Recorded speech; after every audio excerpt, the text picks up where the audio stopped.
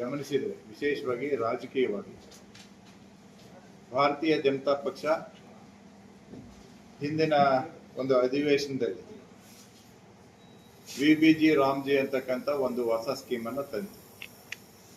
ಇದುವರೆಗೆ ಇರ್ತಕ್ಕಂಥ ಮನ್ರೇಗಾ ಅಂತಕ್ಕಂಥ ಒಂದು ಸ್ಕೀಮ್ ಅನ್ನ ಮುಕ್ತಾಯಗೊಳಿಸಿ ವಿಬಿಜಿ ರಾಮ್ಜಿ ಅಂತಕ್ಕಂಥ ಒಂದು ವಿಕಸಿತ್ ಭಾರತ್ ಗ್ರಾಮೀಣ ರೋಜ್ಗಾರ್ ಆಜೀವಿಕಾ ಮಿಷನ್ ಗ್ಯಾರಂಟಿ ಅಂತಕ್ಕಂಥ ಒಂದು ಸ್ಕೀಮ್ ಅನ್ನು ತಂದು ಇದನ್ನು ತಂದಿರ್ತಕ್ಕಂಥ ಉದ್ದೇಶ ಏನಪ್ಪಾ ಅಂತಂದ್ರೆ, ಹಿಂದೆ ಮನ್ರೇಗಾದಲ್ಲಿ ಕೂಲಿಗಾರರಿಗೆ ಕೊಡ್ತಕ್ಕಂಥ ಸಂಬಳ ಬಹಳ ಕಡಿಮೆ ಇತ್ತು. ಅದನ್ನ 370 ರೂಪಾಯಿಗೆ ಹೆಚ್ಚಿಗೆ ಮಾಡಬೇಕು ಅಂತಕ್ಕಂಥ ಒಂದು ಉದ್ದೇಶ. ಒಂದು ವರ್ಷದಲ್ಲಿ 100 ದಿನಗಳು ಮಾತ್ರ ಕೆಲಸ ಕೊಡ್ತಕ್ಕಂಥ ವ್ಯವಸ್ಥೆ ಇತ್ತು. ಅದನ್ನ 125 ದಿನಗಳಿಗೆ ಏರಿಸ್ತಕ್ಕಂಥದ್ದು. ಅದರ ಜೊತೆಗೆ ಕೆಲಸ ಒಂದು ಮಾಡಿದಾಗ ಸುಮ್ಮನೆ ಕೆಲಸ ಅಂತ ಮಾಡ್ತಾರ, ಒಂದು ಅಸೆಟ್ ಕ್ರಿಯೇಟ್ ಆಗಲ್ಲ. ಸಾವಿರಾರು ಕೋಟಿದು ಹಣ ಹಾಕಿದ್ರು ಕೂಡ ಯಾವುದೇ ಗ್ರಾಮಾಂತರ ಮಟ್ಟದಲ್ಲಾಗ್ಲಿ ನಗರ ಮಟ್ಟದಾಗಲಿ ಆ ಉದ್ಯೋಗ ಮಾಡೋದಕ್ಕೆ ಒಂದು ಅಸೆಟ್ ಕ್ರಿಯೇಷನ್ ಆಗ್ತಿದ್ದಿಲ್ಲ. ಅಂತ ಒಂದು ಅಸೆಟ್ ಕ್ರಿಯೇಟ್ ಆಗಬೇಕು. ಹಣ ನಾವು ಕೊಡೋದ್ರಿಂದ ಇದು ನಮ್ಮ ಏನು ದುಡಿತಾ ಇರ್ತಕ್ಕಂಥ ಕಾರ್ಮಿಕರಿಗೆ ಕೊಟ್ಟ ಕೆಲಸ ಅದಕ್ಕೆ ಪ್ರತಿಫಲವಾಗಿ ಅವ್ರೇನು ಶ್ರಮ ಹಾಕ್ತಾರೆ, ಆ ಶ್ರಮ ಕಣ್ಣಿಗೆ ಕಾಣಂಗಿರ್ಬೇಕು. ಒಂದು ಅಸೆಟ್ ಕ್ರಿಯೇಟ್ ಆಗಬೇಕು ಅಂತಕ್ಕಂಥ ಉದ್ದೇಶದಿಂದ ಇದನ್ನ ತಂದಿದ್ದಾರೆ. ಅದ್ರ ಜೊತೆಗೆ ಹಿಂದೆ ಯಾವ ಕೆಲಸ ಮಾಡ್ತವೆ ಏನ್ ಮಾಡ್ತಾರೆ ಅಂತ ಗೊತ್ತು ಗುರಿ ಇರ್ತಿದ್ದಿಲ್ಲ. ಅದು ಸರಿಯಾಗಿ ಲೆಕ್ಕ ತಗೊಂತಿದ್ದಿಲ್ಲ. ರಾಜ್ಯ ಸರ್ಕಾರ ಕೇಂದ್ರ ಸರ್ಕಾರದಿಂದ ಬರ್ತಕ್ಕಂಥ ಹಣ ತೆಗೆಯುದು ಅಂತಂದು ಹೇಳಿ ಅದನ್ನ ಸಂಪೂರ್ಣವಾಗಿ ನೆಗ್ಲೆಕ್ಟ್ ಮಾಡ್ಕೊಂಡು ದರೋಡೆ ಮಾಡ್ತಕ್ಕಂಥದ್ದು ನಿಮ್ಮೆಲ್ಲರಿಗೂ ಗೊತ್ತಿದೆ. ವಿಬಿಜಿ ರಾಮ್ದಲ್ಲಿ ಅನೇಕ ಜನ ಅದರಲ್ಲಿ ದರೋಡೆ ಮಾಡ್ತಕ್ಕಂಥ ಕೆಲಸ ನಡೀತಾ ಇತ್ತು. ಇವೆಲ್ಲವನ್ನು ಬಂದ್ ಮಾಡಬೇಕು, ಕಾರ್ಯಯೋಜನೆ ಆಗಬೇಕು. ಗ್ರಾಮಾಂತರ ಪ್ರದೇಶದಲ್ಲಿ ಆಯಾ ಸ್ಥಳೀಯ ಸಂಸ್ಥೆಗಳೇ, ಆ ಗ್ರಾಮ ಪಂಚಾಯತಿಗಳೇ ಅದರ ಯೋಜನೆ ತಯಾರಿಸಬೇಕು. ಅದನ್ನ ಒಪ್ಪಿಗೆ ತಗೊಂಡು ವ್ಯವಸ್ಥಿತವಾಗಿ ಇಂಪ್ಲಿಮೆಂಟ್ ಮಾಡಬೇಕು ಅಂತಕ್ಕಂಥ ಉದ್ದೇಶದಿಂದ ಈ ಒಂದು ಸ್ಕೀಮ್ ಅನ್ನ ಜಾರಿಗೆ ತಂದಿದೆ ಕೇಂದ್ರ ಸರ್ಕಾರ. ಇದಕ್ಕೆ ಕಾಂಗ್ರೆಸ್ನವರು ಇಡೀ ಒಂದು ಏನು ಮೊನ್ನೆ ನಮ್ದು ಅಧಿವೇಶನ ನಡೀತು, ಪೂರ್ಣ ಅದಕ್ಕೋಸ್ಕರ ನಾವು ಅಧಿವೇಶನ ಕರಿತೀವಿ ಅಂತ ಹೇಳಿದ್ರು. ಅದ್ರ ಚರ್ಚೆನೇ ಆಗ್ಲಿಲ್ಲ. ಬೇರೆ ಬೇರೆ ವಿಚಾರಗಳನ್ನ ಏನೇನೋ ಮಾಡಿಕೊಂತ ಅದನ್ನ ಹಗರಣ ಮಾಡಿದ್ರು. ಕೇಂದ್ರದಲ್ಲೂ ಕೂಡ ರಾಹುಲ್ ಗಾಂಧಿ ಅವರು ಈ ಸ್ಕೀಮಿನ ಬಗ್ಗೆ ಎಲ್ಲರೂ ವಿರೋಧ ಮಾಡಬೇಕು, ಇದರಲ್ಲಿ ಏನಿಲ್ಲ, ಮಹಾತ್ಮ ಗಾಂಧಿ ಅವ್ರ ಹೆಸರು ತೆಗೆದಿದ್ದಾರೆ ಅಂತಕ್ಕಂಥದ್ದು. ಯಾವುದೇ ಒಂದು ಸ್ಕೀಮ್ ಹೊಸದಾಗಿ ಬಂದಾಗ ಯಾರ ಹೆಸರು ತೆಗಿತಾರ ಇಡ್ತಾರ ಅಂತಕ್ಕಂಥದ್ದು ಮುಖ್ಯ ಅಲ್ಲೇ ಅಲ್ಲ. ಆ ಹೊಸ ಯೋಜನೆಗಳಿಗೆ ಅನುಗುಣವಾಗಿ ಕೇಂದ್ರ ಸರ್ಕಾರದ ಹೆಸರು ಭಾದ್ರ ಕರ್ನಾಟಕ ಒಂದು ವಿಶೇಷ ಅನುದಾನ ಇರ್ತದೆ. ಆ ಅನುದಾನವನ್ನ ಒಳ್ಳೊಳ್ಳೆ ಯೋಜನೆಗಳಿಗೆ ಉಪಯೋಗಿಸೋದನ್ನ ಬಿಟ್ಟು ಬರೀ ಮಾಡಿರೋದನ್ನ ರಿಪೇರಿ ಮಾಡ್ತಕ್ಕಂಥ ಹೊಂಟಿದ್ದಾರೆ. ನಮ್ಮ ಹರಪಳೆ ನೋಡಿದ್ದೀವಿ. ಹಳೇದು ನಮ್ಮ ರೋಡಲ್ಲಿ ಡಿವೈಡರ್ ಹಾಕಿದ್ರು, ಮಧ್ಯೆ ತುಂಬಾ ಚೆನ್ನಾಗಿತ್ತು, ಲೈಟು ಹಾಕಿದ್ರು, ಎಲ್ಲ ಹಾಕಿದ್ರು. ಆದ್ರೂ ಅದನ್ನ ಕಿತ್ತರು ಮತ್ತೆ ಹೊಸದಾಗಿ ಮಾಡ್ತೀವಿ ಅಂತಂದು ಹೇಳಿ ಇನ್ನೂ ಅದ್ರ ಮುಕ್ತಾಯ ಕಂಡಿಲ್ಲ. ಇದು ಕೊಟ್ಟೂರು ರೋಡ್ ಸರ್ಕಲ್, ಅದನ್ನ ಏನು ಬಸವೇಶ್ವರ ಸರ್ಕಲ್ ಅಂತ ಏನ್ ಕರಿತೀವಿ, ಆ ಸರ್ಕಲ್ ಅಲ್ಲಿ ಮತ್ತೊಂದಿತ್ತು. ಅದಿದ್ದು ಹೆಂಗ ಸ್ವಲ್ಪ ಅನಾನುಕೂಲ ಆಗಿತ್ತು.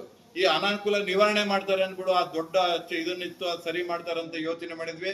ಅದನ್ನ ಏನೂ ಮಾಡ್ಲಿಲ್ಲ. ಮತ್ತಷ್ಟು ಅನಾನುಕೂಲ ಮಾಡಿದ್ದಾರೆ. ಲಾಂಗ್ ಚಾಸಿ ಗಾಡಿಗಳು ಏನಾರ ಬಂದ್ರೆ ಅದಕ್ಕೆ ಹೊಡ್ಕೊಂಡು ಡಿಕ್ಕಿಯಾಗಿ ಹೊಡಿತಕ್ಕಂಥದ್ದು ಈಗಾಗಲೇ ನೋಡಿದ್ವಿ. ಯಾವುದೇ ಒಂದು ಪೂರ್ವ ಯೋಜನೆ ಇಲ್ದಲೇನೆ, ಒಂದು ಸರಿಯಾಗಿ ಅದನ್ನ ಪ್ಲಾನ್ ಮಾಡ್ದಲೇನೆ ಈ ತರ ಕೆಲಸಗಳನ್ನ ಮಾಡಿ ದುಂದುವೆಚ್ಚ ಮಾಡ್ತಾ ಇದ್ದಾರೆ.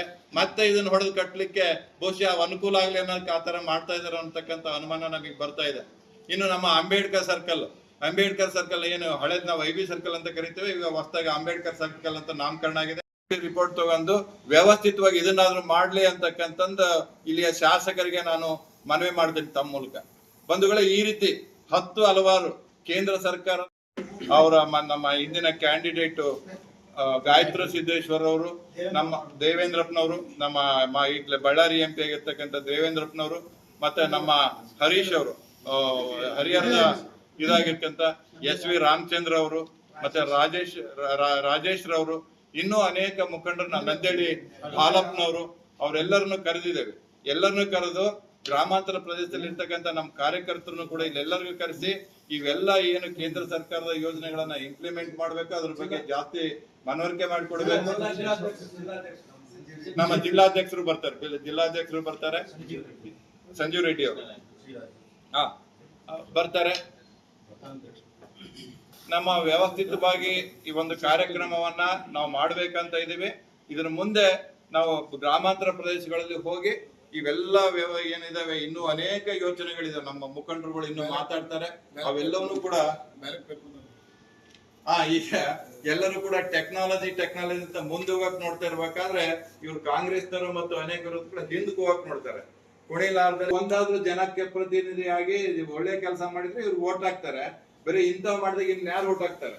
ನಾವು ಈ ತರ ಒಗ್ಗಟ್ಟಾಗಿ ಆ ಒಂದು ಚುನಾವಣೆಯನ್ನ ಗೆಲ್ಸ್ಕೊಂಬರೋ ಕೆಲಸವನ್ನ ನಾವೆಲ್ಲರೂ ಮಾಡ್ಬೇಕಾಗಿತ್ತು, ಮಾಡೋಣ್ರಿ ಎಲ್ಲರೂ.